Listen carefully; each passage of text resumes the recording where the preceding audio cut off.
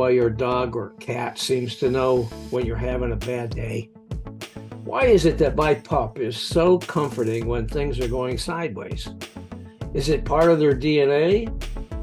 Our guest today, Bill Robertson, is the author of a new book, Uncle Bill's Animal Tales, Life Lessons for Adults. Stay with us. Welcome to Lean to the Left, home of no-holds-barred commentary, plus interviews with fascinating people. Some of them top experts, others simply with interesting stories to tell. You'll never know who'll show up at Lean to the Left. Now here's your host, Bob Gaddy. Bill's book is about his experiences with animals and how he feels they are our greatest teachers and healers.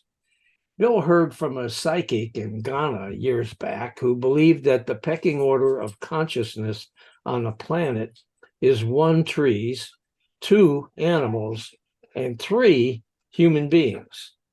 So why is number 3 constantly trying to overtake numbers 1 and 2?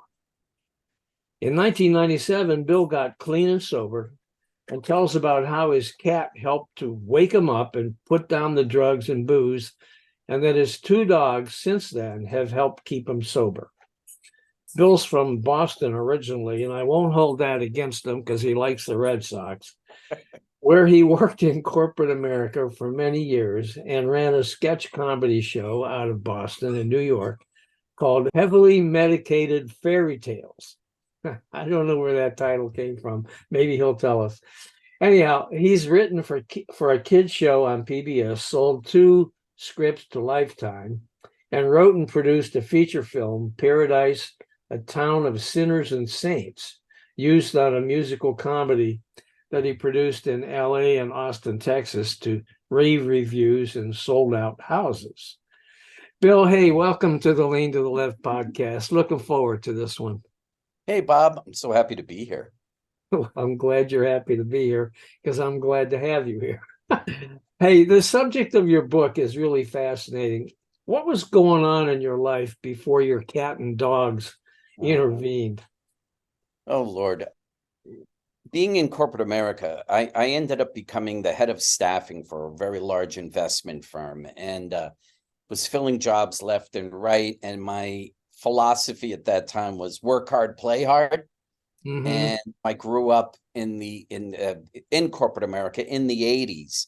And back then in the 80s, it was about limousines and cocaine. Make as much money as you can and party until the wee hours of the morning. So what happened was I had a big ass job. I had Lincoln Town Cars picking me up. I had tons of people reporting to me. Wow. And my drinking and drugging was getting bigger and bigger. So what was happening was the hole in my chest was getting bigger, and I had to keep filling it with more drugs and alcohol because that's what an alcoholic or addict does. And after getting clean and sober, then we fill it with being of service and God and working the steps of if you're in a recovery program. But what happened, I had a cat this cat taught me so many lessons over the years. He lived to be 20. But at the time I was living in Boston, I had a really bad hangover and I was making breakfast, and cats can come in and just start meowing and going in between your feet and rah, rah, rah, rah, rah, feed me. And I was like, Casey, come on, man, just give me a break. And I took my foot and I put it on his side and just tried to push him out of the kitchen. Yeah. He slipped on the linoleum and fell on his hip and got up and started limping. And it just hit me. I was like, oh my God, without trying to, I just abused my cat because I have a bad hangover. So later on in the day, I swear to God, that cat walked past me, was not limping until I went, Casey, you all right? And then started limping again. All right. I swear to God, I was like, you son of a, I was like, oh my God. And it really, there's certain moments in our life when we get a awakening. There's a saying I love that's pain pushes till the vision pulls. And the vision was pulling me at that time. I had tried to get sober many times, and I went to my first recovery meeting in 1977. And then I was told if I ever drank again, in 1987. I was at a barbecue with a bunch of people, and this guy made chicken salad with his hands, and he had hepatitis. So Jeez. 10 of us got hepatitis. And my doctor said to me, Bill, if you have a drink again, you'll die. You're going to die. Your liver is so messed up. So for a year and a half, I didn't drink. And I totally convinced myself if I have a drink, I'll die. So Right. I smoked a boatload of pot. And then I was out at a club, and a friend of mine said, Bill, do you want something to drink? And I said, I'll have a Perrier with a lime, because that's what you drank in 1987 when you didn't drink booze.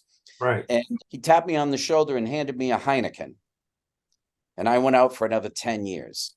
Oh, man. Yeah. And then I was struck sober on April 18th, 1997. The situation with Casey had happened about maybe within that year, which kind of woke me up. And then I was struck sober, and I haven't had a drink or drug since. I have 26 years of sobriety, knock on wood, and I have it for today, just for today. Congratulations on that. So Casey was the cat? Casey was the cat, and Casey taught me, and this will loop back to my book. Fast forward, I moved to LA, and Casey was now 20 years old. I was giving him fluids in his neck because he was old, and we was trying to help him. And all of a sudden I developed really bad sciatica in my hip where I could barely walk. Yeah. And my vet said, Bill, you'll know when it's time to let him go, like when it's going to be time for us to make a decision to put him down. That night, I'm laying on my living room floor, and I got my arm extended, and Casey came over and laid down and extended his paw and touched my hand. Okay. And right at that moment, I knew it was time. I took him to the vet the next day. The vet said, I'll see you on the other side, injected him. And when I felt his spirit leave his body, because I felt like I was just holding the container he came in, Yeah. I got up to walk. My sciatica was gone. Wow. Wow. Wow. Gone. I truly believe the cat was showing me, Bill, this is the pain I'm in. No You got to kidding. let me go. Wow.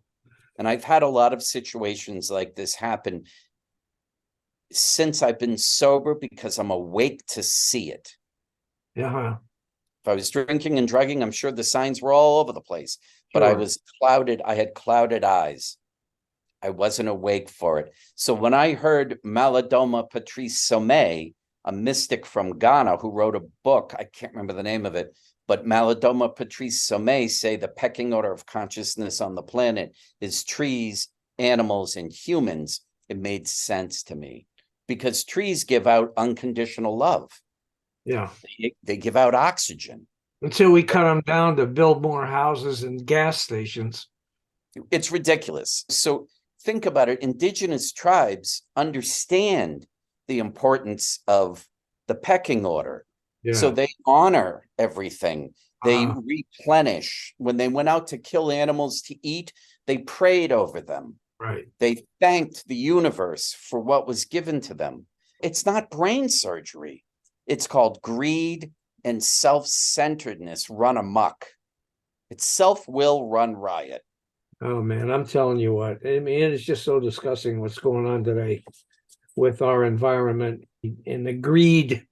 In my opinion, this whole business of climate change is caused in part, at least, by the greed of human beings. Just totally. Yeah. All right. So that's for another time. Sure. Okay. I'll definitely come back. Anyway, go ahead. All right. Now, you write in the promo copy for your book on Amazon that animals can be our best healers and teachers. Exactly what did they do to help you get clean and sober? Now, you've talked a little bit about what your cat Casey did, but beyond that, Sure. tell me. So after Casey died, I felt, and I was single at the time, so I felt the emptiness in the house. So I went and I volunteered at an animal shelter. Okay. My spiritual center, once a year, we'd send like 700 of us out into LA, and we would clean places and work at women's shelters and paint schools and do all these things. And I was in the parking lot at our spiritual center, and they had all the booths out. And this guy says to me, "You're going to be the head of the Critter Crusade." I'm like, "The Critter Crusade?" He goes, "Yeah, I just have a feeling you need to do that." And I had just lost the cat. So I went, "Okay, I'll do that." So I had 30 people. I called around to different animal shelters to see who would need assistance on that day, that we would come in and clean and paint. So after that day was over, I went back and continued to volunteer. And I used to walk this Cocker Spaniel, and it gave birth to 10 puppies. 5 didn't make it, 4 big boys, and my little girl, Sophie, who's right in my arms behind you. Oh. And Sophie had dwarfism. I thought that was politically incorrect, but that's what it's called. And it's either that or she was a little person dog. But anyway, know that. she was bow-legged. A dwarf dog? You still have a dwarf dog. And I said, "Oh, it's the runt." "No, she has dwarfism." And I'm like, okay. So I Googled it, and it was, I guess it's pretty not popular, but it's something that happens. She was bow-legged, low to the ground. She had an underbite. She was the cutest damn thing you've ever seen. She was just so. So I was debating on adopting, and I was either going to adopt her, or there was this pit bull that had one eye that turned out was howling all the time. You go for creatures that are like, what's the word I'm looking for? What? I need help. Who need help? They're truly rescued, right? So this other dog, Lucky, who they used to take out of his cage and put him in the bathroom so he'd be closer to everybody out there. And if you had to go and use the bathroom, this pit bull was in the bathroom. It was just like, I was hoping I'd be lucky using the John. But anyway, I was cleaning up the top where the 5 puppies were, and they had the round pen, and the 4 boys were all standing up with their paws looking at me, and Sophie was sitting next to them because she couldn't raise her paws, and she just turned and looked at me like, "Are you going to get me the hell out of here or what?" I took her, and that dog taught me so many lessons in patience, compassion. They teach us to be humble. They give out unconditional love. I heard a long time ago, the reason why they died before us, like way before us, is that they came here already understanding unconditional love. And their job is to teach us before they move on. Wow. Think about almost every dog I've ever met. The only ones that snip at you, they're scared, or they've been trained to be mean. Other than that, it's unbelievable. I truly, and I see it in all dogs, that they have this unconditional love. So they've been with me through thick and thin. In 2020, my relationship ended in March. My dad died in July, and my mom was killed in a car accident in November. Oh my God, what a horrible year. It was a bad year. Yeah. My 2 dogs, Sophie and Tucker, we had to name them Sophie and Tucker because that's Sophie Tucker. Okay. You're a vaudeville star. You see the picture up behind me. That's Sophie Tucker. Everyone thinks it's my mom, but somebody gave it to me. It's a picture of Sophie Tucker. But anyway, they were by my side. I'd be on the floor crying. They'd come over and sit in my lap. They were there. You could just, and I've heard story after story of how animals show up to teach us something. Yeah. Think about it. A big part of it is patience, because I'm not Tucker's owner. I'm Tucker's guardian. I'm Tucker's protector. Mm-hmm. And you've heard this a million times, but they're part of our life. We're their whole life. So I honor Tucker, and she gets me frustrated at times. She peed in the house the other day, and I gave her the bad dog thing. She can barely hear. She just looked at me like, "Really? I'm going to go if I have to go. I'm 15, for God's sakes. I'll come over and lick your hand later, and you'll totally forget about it." And then I realized right after I was bad, I looked at her and I went, she doesn't know. She's doing the best she can. So I went over and I hugged her and gave her a kiss on the forehead. Anyone who abuses animals or children, I think, should be given the longest sentences possible and major therapy. Throw them into it, because it's horrible. Yeah, they need, think about it. They trust us. Yeah. Those people should be cellmates of Donald Trump. Oh, No, that's even too good for them. No. All right. Hey, how can our listeners recognize their connection with animals in the home and in nature, actually? How can they recognize? Yeah. All right.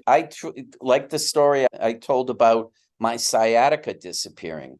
Yeah. I think there is, and it's a choice. I feel like we've been given choices in our life as human beings. We can make, that's the freedom that we have as a human being. And I think it's, for me, I can only speak for myself. I talk to my dogs. I Yeah. communicate with them. I watch them. I listen to them in regards to their movement of what they need. If Tucker needs to go out, she goes to the back door and barks, and I Mhm. let her out. It's Sure. communicating with them in a way that, and it's the same thing in nature. I've got a picture of Tucker. This happened over COVID. She's laying in the backyard, and right at the end of her paw is a bird, just looking at her. Really. Yeah, it's Was Tucker about to eat the bird or no? no, not at all. Was making new friends. I'm making a friend. Yeah, he was sick. She was sick of me, so she wanted to. But if you think about it, George Washington Carver said, and I'm paraphrasing a little bit, that nature is fickle, but it'll share its secrets with you in the silence.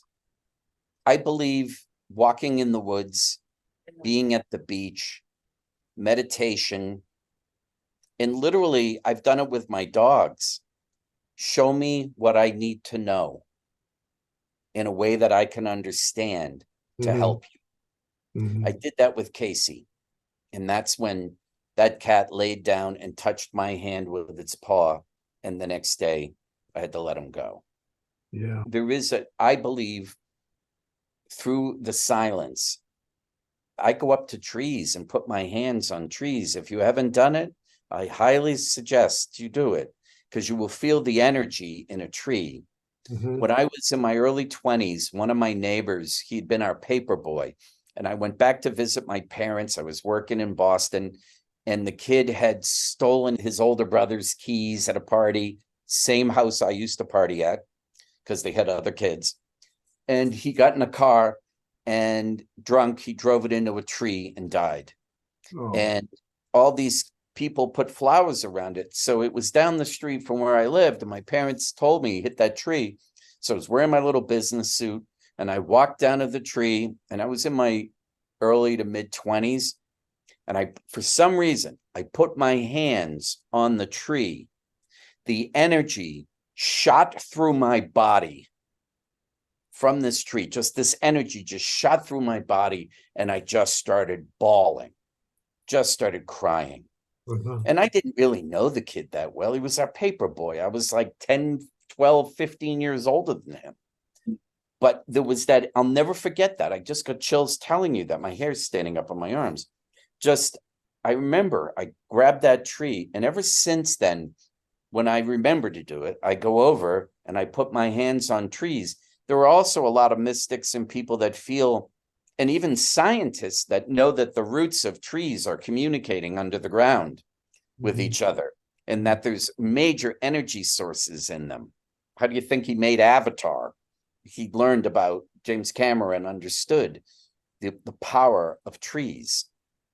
Hey, do you have any advice for people who don't have pets in their home, but are dealing with stress and anxiety or challenges to overcome like you had with alcohol and drugs? Yeah, I do. One would be volunteer. Mhm. It's so important. And if you want to volunteer at an animal shelter or a shelter for humans or wherever, but volunteering gets you out of your head. And if you want more self-esteem, do esteemable acts. That's the key to getting more self-esteem, which then relieves anxiety. What do The you mean? other What do you mean by esteemable acts? esteemable acts is doing something for others, doing Okay. something that makes you feel good because it's a win. It really is. People will say, "Oh, being selfish," but no, you're not. We're Yeah. here we need self-care. It's like the old adage, if you're on a plane and they tell you when the mask comes down, put it on yourself first, so then you can help the person next to you. Yeah. It makes no sense. You put it on them and then you croak. It doesn't make any sense. So I think volunteering and being of service is so key to everything, even in And I have to be careful because there is a tradition in my sobriety that I don't mention the organization that I have gone to in order to get clean and sober. It's in our traditions. So there is a big thing that when all else fails, Yeah. be of service to others. Okay. It's so important. It's the key. I think it's one of the only reasons why we're here on the planet. I think there's only two reasons why we're here. One is to get to know more about who we are on a regular basis. Who is this being within this container that needs to drop 30 pounds, and being of service to others? Really do. That and meditation. And the thing about meditation, and I love it, I hear this all the time. I don't know how to meditate. Oh, I tried. I don't know. Shut up. It really, the key to meditation is asking yourself why you want to meditate. Like, what do you feel is the purpose? There's millions of different ways to meditate. There's no set rule. It's all it is. It's about quieting the mind. And people are like, oh, my mind just won't stop. I have the chatter. It's a practice. That's all it is. Life is a practice. I'm practicing every day to be a human being. You know what? That kind of surprises me that you went that route with your answer. I would have thought you would have said, get a dog. That's yeah, but you said for people that don't have them, of course, get a dog. And if you're going to get a dog, adopt, don't shop. But, yeah, there you go. But there's a lot of people who, and this is the unfortunate piece, they can't afford a dog. Yeah. Now, I'm going to share something of how you can afford a dog. There, more and more organizations are giving away free food, other things like that. You just have to research it. And there's a thing called Care Credit that saved my ass. And you just go online and Google it. And it's a credit card that you can also use for yourself for dental work. But almost every vet takes it. So whenever, just 2 days ago, I had Tucker at the animal hospital because my vet's on the other side of town. It was 5 o'clock, rush hour in LA. She stepped on something or something happened where her right leg shot up in the air and she couldn't walk and she was crying and screaming. And I'm thinking she's 15. She slipped a disc or a hip. I'm going to have to put her down. Got to the animal hospital. The bill, and this was cheap, was $750. The last time she was there, because she had a stroke about 4 months ago, and she's okay from the stroke, that was $1,200. So I put it all on Care Credit, and then she has pet insurance. So then I submit to the pet insurance, the $1,200 one, the pet insurance picked it up 100%. What pet insurance do you I have use? Nationwide. Okay. Nationwide. But the key is you have to make sure that the vet, and you just tell them. I mean, this is the key with vets. You have to tell them, listen, I can't afford that. You need to tell me is this essential that my dog have this right now? If they go, no, you want to be careful, this doesn't happen in the future. Oh, you know what? Go away. Yeah. No, I'm not going to do that unless it is essential to their life right now, or I have enough money. But you can negotiate totally. And you need to ask them before they do anything, what's the price on this? What's this going to cost? But Care Credit has made my life so much easier when it comes to. How does Care Credit work? Is it? You know how I learned about it? My first dog, Sophie, was vomiting and diarrhea, all this stuff, and they thought she had cancer, and the bill just kept going up, and they kept telling me what it was going to be. And they said to me at the hospital, and what they turned out, they had to do an endoscopy, and they pulled out pieces of a toy that she had swallowed, the stuffings of a toy. But they said, Bill, do you have Care Credit? And I went, what are you talking about? They called them, put me on the phone with them, and they gave me now this was me, and this was years ago. They gave me a $5,000 credit line. You have 6 months to pay it off with no interest. Okay. And now being with them for a while, I have a year to pay it off with no interest. Okay. It really helps when you get a $2,000 vet bill. Yeah. You want to save your dog. So there's different ways to figure it out and how to do it. And a lot of vets in different places now, especially like Petco and others, PetSmart, they're doing like free vaccination days, things like that. Sure. I will always have a dog in my life. Yeah. Always. Well, I know that the animal shelter, Humane Society, here locally where I got my dog, Boomer, offer discounted vet care. Yep. You can go there and pick up supplies. I picked up a couple blankets, a crate, I don't know what all And the from, thing you have to realize that there's no regulations. yeah, It's just like our medical insurance. If you yeah. go to a doctor and they give you a bill, do not pay it. Hmm. I'm telling you, do not pay it until you get a medical evaluation sheet from them that breaks everything down. And there are sites that you can go to where if you go to a hospital in your town, another hospital over could charge you $20,000 difference in an appendectomy. Yeah, There is no regulation for them to say, this is what you have to pay. They have a guide, and then yeah, they can charge whatever the hell they want. Vets do the same damn thing. yeah, yeah, So when they tell you this is what it's going to cost, you got to have the coyones to be able to say, you need to bring that down. yeah, yeah. I Okay, get hey, very let's passionate talk a about little it. bit about your book. Where'd the title come from? Yeah, no, when I was growing up in Attleboro, Massachusetts, which is in the bowels of Massachusetts, there were like 15 guys that I hung out with. They considered themselves to be a gang. Uh-huh. We dealt drugs. They would break into houses and different things. And I would say to them, listen, you really don't want to break into that house. Or, no, I don't think we should be stealing that person's car. And one of them said to me one day, shut up, you're such an Uncle Bill. Now, if you remember, there was a show called Family Affair back in the 60s with Brian Keith, and his name was Uncle Bill. Okay. Yeah, And for some reason, this kid remembered that. It was like, you're such an Uncle Bill. okay. So my neighborhood all called me Uncle Bill. Then I got to college, and this dear friend of mine, she just passed last year. She said, hey, Uncle Bill. And I'm like, who told you that? I get into corporate America. Somebody called me that. One of my neighbors calls me that now. I'm like, what the hell? And I do have a niece and two nephews, All and right. a godfather like 5 times over, but I don't have any kids myself. It's stuck. Now, most of my friends don't call me that anymore here, but growing up, and a friend of mine said, Bill, you need to write a book. You have so many stories about your experiences with animals. Mhm. And I said, yeah, maybe I throw the Uncle Bill title in. So my next book is called Uncle Bill Doesn't Drink Anymore. Thank God. That's my next book. That's pretty cool. All right. You had a career in corporate America. You mentioned it a little bit. You aged out, you said, at age 60. Exactly what did you do in this career of yours, the one where you were riding around in limos and all that kind of stuff? I started as a headhunter, and then I was recruited. I'm not going to mention the name of the company, but I was recruited by a large corporation, and I ended up running staffing for them. They're All the right. people who manage your 401k. So it was a big company. All And right. then I was recruited to a .com that was a kind of like Monster. It was called Okay. US Jobs. That one I can mention because they're out of business. And then I got into the RPO business.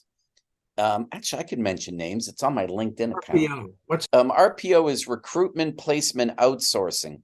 So okay? what they do is they hire me as a recruiter, and then they would contract me out to a large corporation. There was another large investment firm that was my client for 7 years. I was on salary, and I was as if I was a recruiter for them, but I worked remotely. And then I worked for an insurance brokerage firm at the end where I was a staff corporate. Now they call us talent acquisitions managers. Ooh. So I was a talent acquisitions manager for this company, but I had always written at the same time. So I worked 2 careers for a long time. And then Okay. in 2020, I got laid off during COVID. And then I was making a movie at that time. So I figured, you know what? I've been doing this for over 30 years. I'm going to take a sabbatical from recruiting, and I'm going to make this film that kind of fell in my lap. My lead producer used to run Robert Duvall's company for 11 years. And he saw the stage production of Paradise, which is a bluegrass musical comedy that ran here in LA and then at a regional theater in Austin, Texas.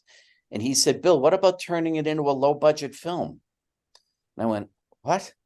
And we made it into, I raised the capital, and then we made the movie, and now Artist View Entertainment has picked it up, and we're now waiting for a release date. That is very cool. Very cool. So that's how you shifted from your corporate job to the arts, really. I had been doing the arts forever. When I was at, and I'll just say, when I was at Fidelity years ago, they got a kick out of the fact that I ran heavily medicated fairy tales out of New York and out of Boston. Okay. And they wrote an article on me in the Fidelity News. It was so funny. And when I wrote for the PBS Kids show, Diddy Doodle Works, I wrote for Talking Crayon. I was also in corporate America, and both Lifetime movies, even the one that they made, because they made one in 2019 that I wrote and sold, that I was still doing corporate America at the same time. I just always, because since 1997, I've been able to work remote. Yeah. So Okay. I could write and run my own schedule, and I made sure I filled jobs. I never got in trouble, all of that. And I just liked doing both. Okay. I'd like to only do one now, so I'm hoping this continues, but Well, you only do one now?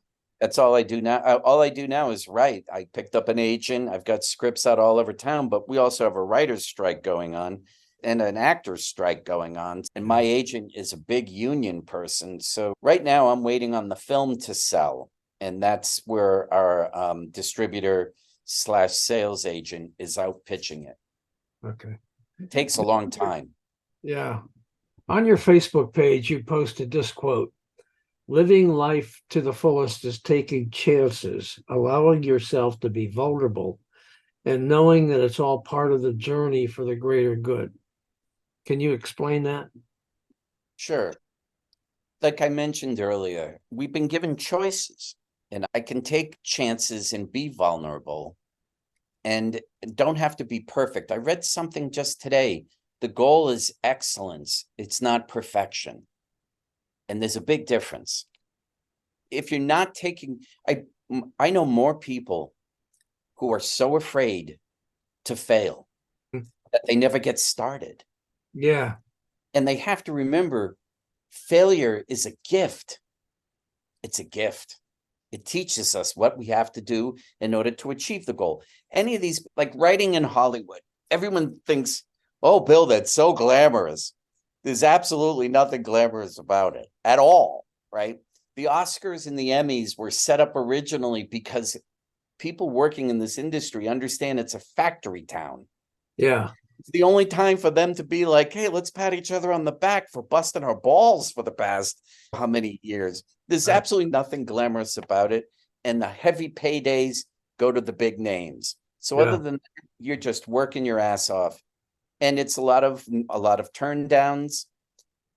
I had to take chances. I had to be vulnerable. And success isn't about, for me, success isn't about how much money I have in the bank, although it's nice. That's the gravy.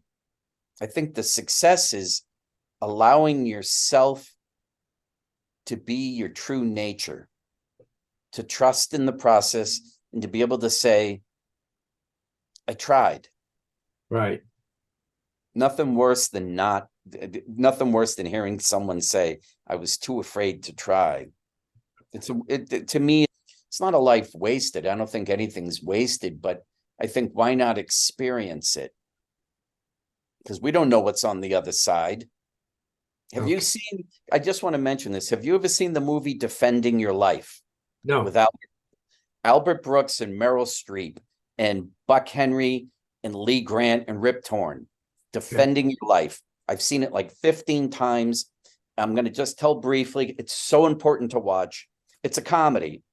When you die, you first go to Judgment City, and they pick a certain amount of days of your life, and you go before a judge and prosecuting and a defense attorney, and you have to prove that you've walked through fear in your life. And if you have, then you move on in the universe. If you haven't, you have to come back again. It's a brilliant film. It's so funny. It's my favorite Meryl Streep film. She's one of my favorite actresses. Absolutely. You will not find her more likable than you will in this movie. She is so likable. Okay. Now, there's another side to you that we haven't talked about. You recently appeared on a podcast that was billed as How to Never Stop Being Yourself, Unapologetic Coming Out Expert. Can you talk about your coming out experience? Oh, being gay? Oh, Yeah. sure. Oh my God. I dated women for as a teenager in my 20s, the whole thing. I knew there was something different though. There was something, and I fell in love with women. Yeah. And then I started, and I had thought about both. So I thought maybe I'm bisexual. But then it gets too confusing. Who are you going to bring to the prom? It's just a tough call. I'm kidding. And so it was the 80s. Okay. AIDS was kicking in. I didn't know much about it at the time. And I came out in 1984. And I remember when I told my mom, the Edith Bunker of the crowd, she was like, oh. And then she goes, It sounds like Edith. yeah. So she goes, so now do I treat you like a homosexual or a bisexual? And I said, first off, Mom, how many do you know? She was like, Right. and then she was like, but you can't tell your father because he'll have a heart attack and die. And I'm like, oh, great, thanks. And he had already had a couple heart attacks. He had a bunch, and he was a Baptist. He carried his Bible in on D-Day. We still have that Bible. He read it every day.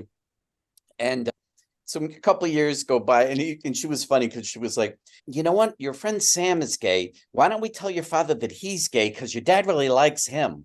I'm like, what? Where is your logic? So finally, I get the call from my mom. Your dad asked me, is Billy gay? And I said, you'll have to ask him. And I said, that means yes, Mom. And she goes, I know, but I didn't know what to say. So you need to come down to Cape Cod because he wants to talk to you. I'm like, oh, Lord.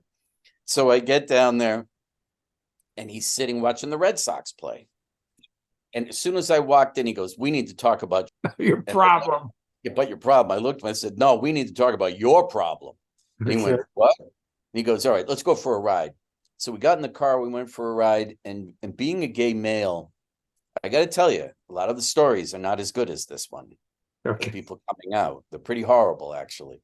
All right. This was, my dad said everything I would want my father to say. Keep in mind, he was a card-carrying Republican Baptist. Wow. And he said to me, Bill, I don't have to agree with your lifestyle, but I love you, and you're my son, and that's all that matters. Okay. God, that makes me want to cry. So we came back, we sat and watched the Red Sox game. And then over the years, it was funny. Whenever you'd hear me mention a woman's name, hey, my friend Sarah. Who's Sarah? Tell me about Sarah. I'm like, Dad, she's a friend. And he would corner my female friends at parties. Do you love my son? Yeah, I do love your son. No, do you love my son? He's gay. What if he wasn't? What are you doing? My favorite is this, though. He called me one day out of the blue.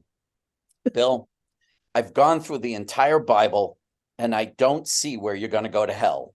And I went, thanks for sharing. And in 92, my partner at the time died of AIDS. Okay.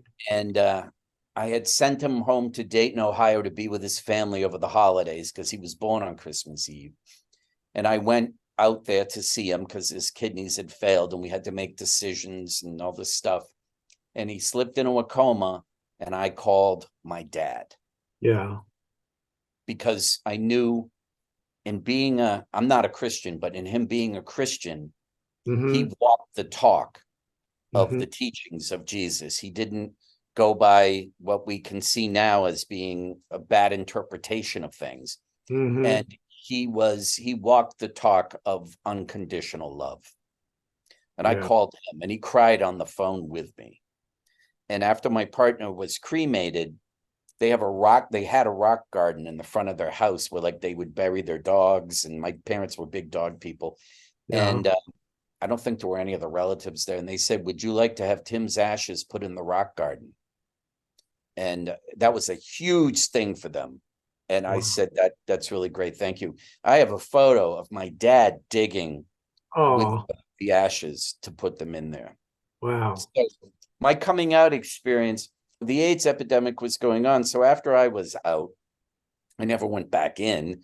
And we were marching and we were getting involved with ACT UP and Larry Kramer and those people, because the Reagan and Bush administration was not acknowledging anything. And Sure. people were dying. I had 3 or 4 friends commit suicide after Wow. getting diagnosed with AIDS. I stayed negative. I saw it, my partner turned into a 90-year-old overnight. It was horrifying. He got dementia, didn't know who I was. And you watch people who were so healthy when I met him, and he was positive. We just practiced safe sex. And then he just declined so fast. And people, the East Coast, Boston, New York, and even LA in the West, they claim to be, we're more liberal. I got to tell you, though, I never met people so compassionate and loving and treated him better than anyone I had seen treat him was in Dayton, Ohio. And they were all my friends. I was part of a support group of people taken care of. We were all caretakers, or caregivers, taking care of our partners dying. And they were like, Bill, you're not going to the Bible Belt. Are you out of your mind? Yeah. I remember walking into his room, and he was Black, and there were 5 Black Baptist ministers in his room. When I walked in after flying in from Boston, I'm like, oh my God. They stopped what they were doing, and they all came over and introduced themselves to me.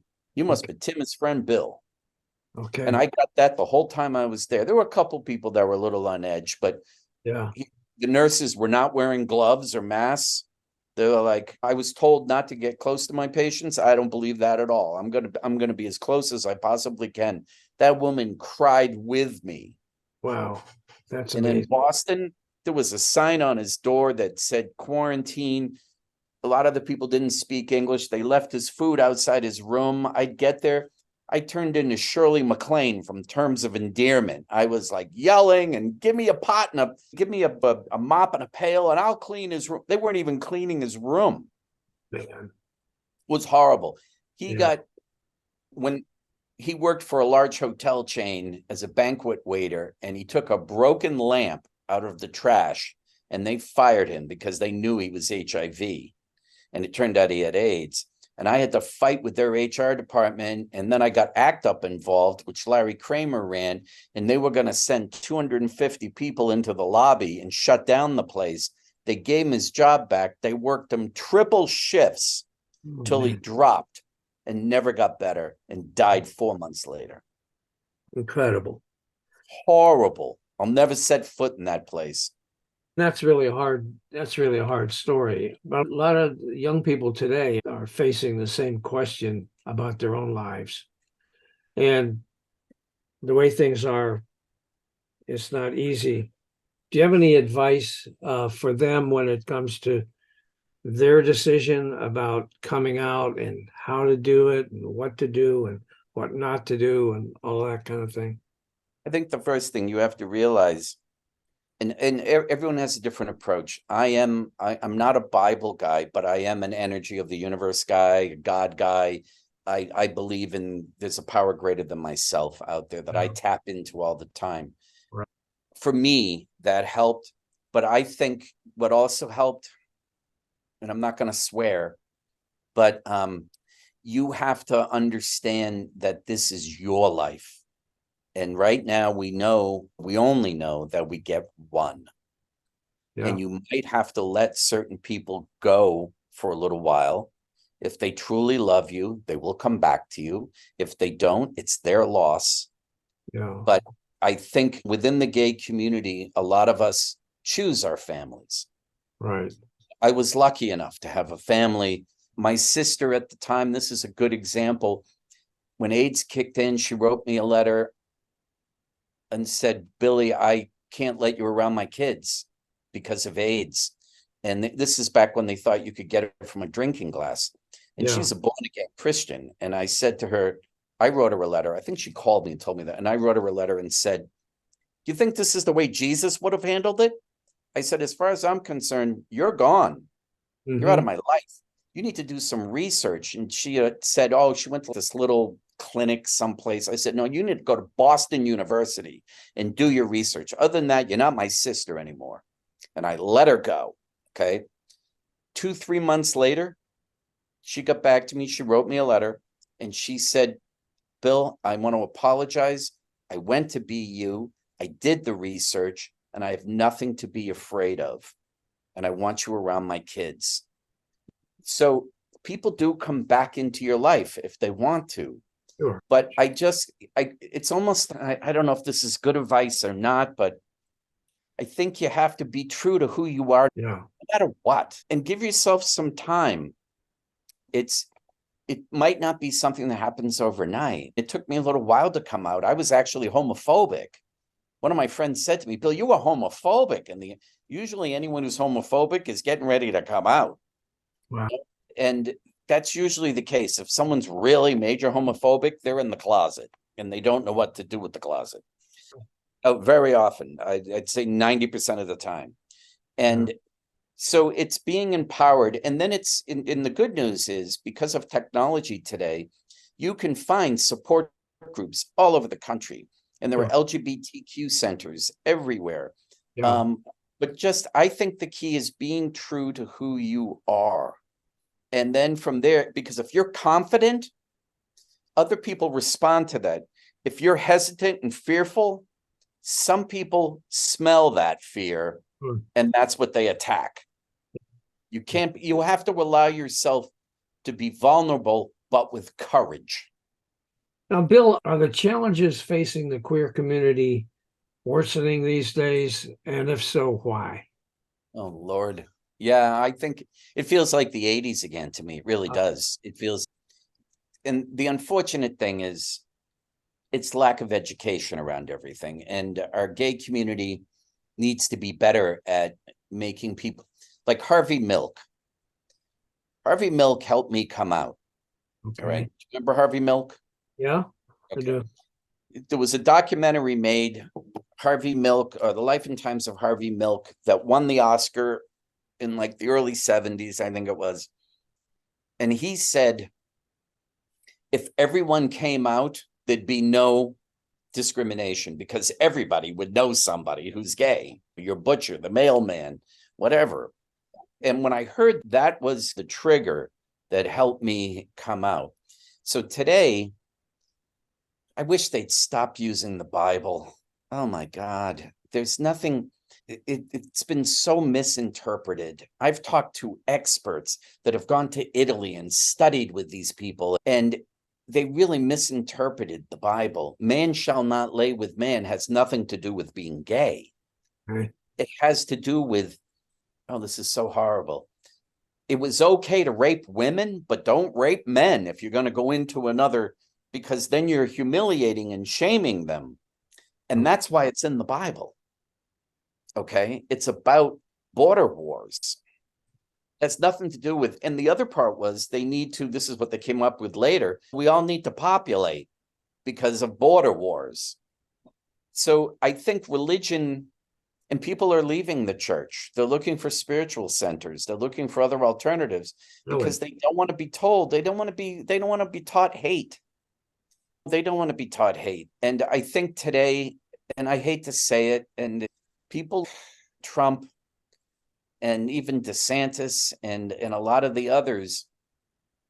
And Trump, the irony about Trump, he was a Democrat for so many years. No. And he only tapped into the haters because he knew he'd get their votes. He got the bigots behind him. He didn't give a shit. He did it. He went to the other side because he saw that where he could work on people's emotions and get their support that way. I think it's gotten out of hand, and I do feel this whole left and right, I get it. There needs to be a middle, but when people are attacking gay people, it's out of fear. Yeah. Out of fear. They just don't know enough. If they really got to know people, they'd be like, I'm in a men's meeting in my recovery, and in total, there's about 40 guys, straight and gay. There's no more than 20 on each call.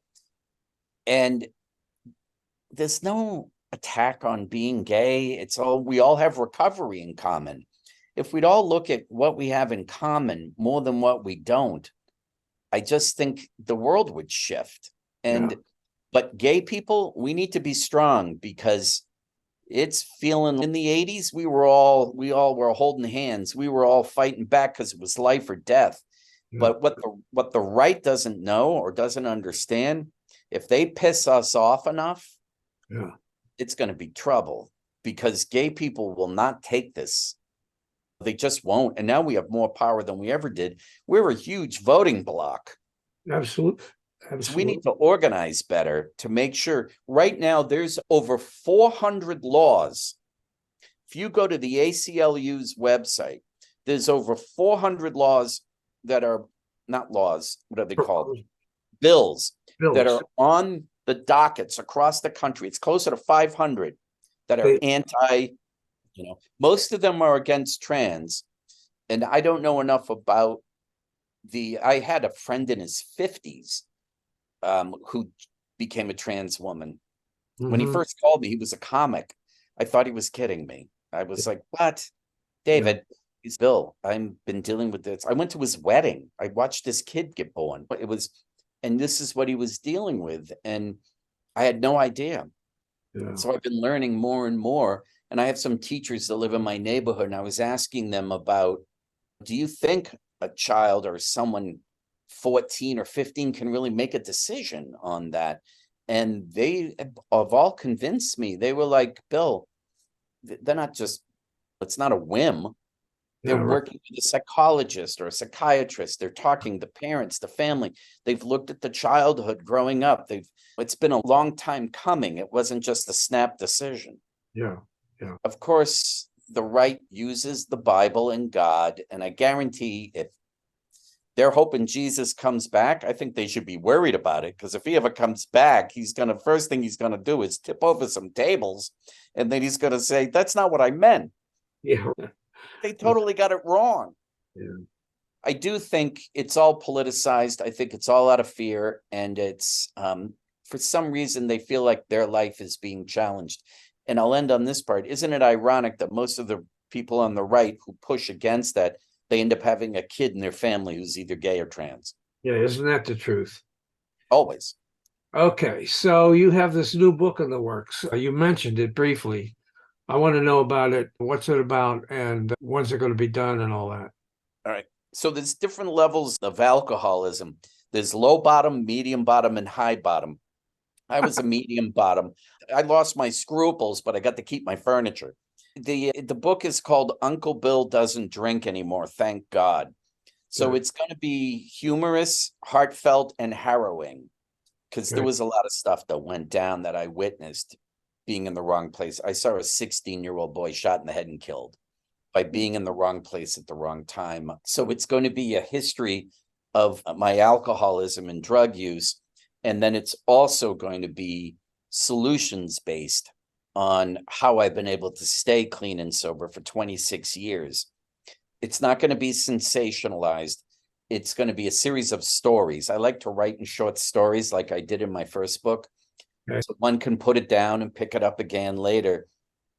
But the reason I'm writing it, since COVID, a lot of people struggling with drug and alcohol abuse right now. Yeah. Suicide rates through the roof. I go to a lot of meetings and on Zoom, and they're called Zoom babies. They got sober during COVID. And alcoholism, that's why I mentioned low bottom, medium bottom, high bottom. I've met people that were CEOs of companies that were up here as a high bottom drunk. And even though they had all the money, it didn't make any difference. I heard a story when I first came in. This guy used to go to meetings. He was a beautiful man. He had the most beautiful girlfriend. He had an incredible car. He had a big job. And whenever anybody would ask him how he's doing, I'm doing great, doing great. He blew his head off with a shotgun. Yeah, he's doing really great, right? Look at all the people, celebrities recently that have committed suicide who appeared to be doing okay. Alcoholism and addiction is a mental illness. And until it was coined that by the AMA a long time ago, yet people don't look at it that way. They think, I'm not that bad. Yeah. You have to be rigorously honest. So the book is going to be rigorously honest in a series of Uncle Bill books. Yeah, the third one's going to be Uncle Bill Found God. You want to know where? that'll be a third one. And it's like I said, I'm not a Bible guy, so it'll be more spiritually based. And then I'm going to do another one on recruiting, on how to interview for jobs, but I don't know if I'm going to make it an Uncle Bill book. But I prepped and coached people for years on how to interview. And it will be humorous, though. Okay, good. So where can people find you have the one book now? Yes. Yeah, and That's on Amazon. Amazon. Okay. All right. And I'm just going to use Amazon for now. Yeah. Yeah, okay. How can people connect with you, though, if they want to reach out to you? You can find me on Facebook if you want. I know I gave my info to you on that, but also an easy way, go on LinkedIn. You can find me on LinkedIn and reach out to me that way too. That's always an easy way. And then I'm on Facebook, Twitter, and Instagram. Okay. And so I'm on all three of those. It's a picture of me and my dogs, or it's just my dogs. So okay. You'll get a sense of that. But yeah, feel free to reach out to me. And especially if you're dealing with alcohol or a drug addiction problem and you need, some advice or suggestions is better than advice, let me know and I can help direct you to some different places. But okay, there's help out there for everybody. You just have to make the choice to check it out. Okay, Bill, listen, thanks very much. It's been great talking to you. I enjoyed it immensely. Me too.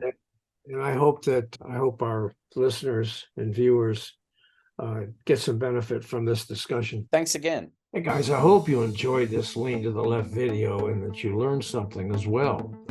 Please come back on a regular basis and check out our interviews with guests on topics that I hope you find interesting, entertaining, and enlightening. And you can check out the schedule of upcoming shows, guests, and topics at podcast.leantotheleft.net. You can also subscribe to our audio version there or to our video shows here at YouTube. And follow us on social media, Facebook at the Lean to the Left Podcast, Twitter at Lean to the Left 1, Instagram at Bob Gaddy _Lean to the Left, and TikTok at Lean to the Left. Our goal is to be informative and entertaining as we and our guests comment on the latest developments in the news and about the social issues that concern us all. This is Bob Gaddy signing off for Lean to the Left. Thanks for sharing your time with us.